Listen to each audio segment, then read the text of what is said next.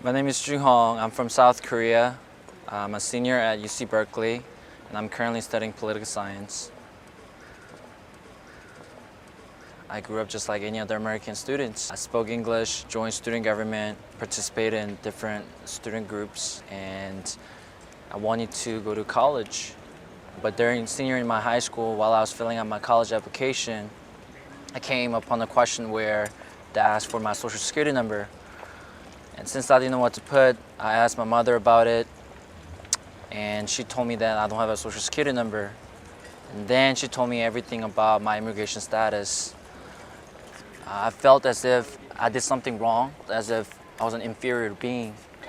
I worried about immigration officials knocking on my door. Every night before I go to sleep, I check my door, make sure that it's locked before I go to sleep, because that's how panicked I am. And so knowing that I could possibly go back to South Korea, I thought that my dreams are completely shattered.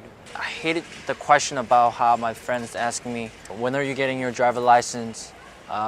Did you get a job? What school did you get into? And I hate those questions because, obviously, even though I got into very prestigious universities, I couldn't go because of my immigration status. So that's why I tend to ignore my friends and trying to be alone. Despite of working 40 hours a week, I maintained a 3.8 GPA, and I became the first Asian American student body president before I transferred to UC Berkeley. I knew that there was a risk in speaking out in the public because of my immigration status, but I also knew that the greater risk in remaining silent in the face of oppression, in the face of injustice, they're affecting my community members. And most importantly, I wanted to empower other young undocumented students. I want to become an immigrant rights organizer, and eventually I want to become an immigration attorney.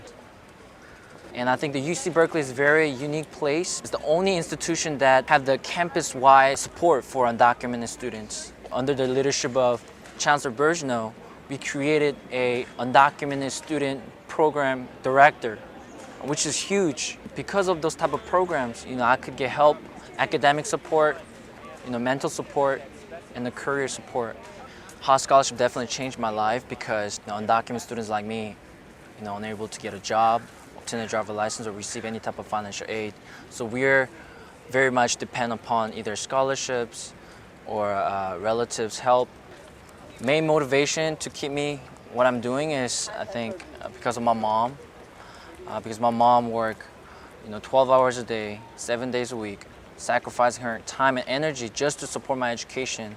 So I knew I couldn't give up. I want to do best, and I thought that education is the only way to help my family and help myself, and to contribute back to our society.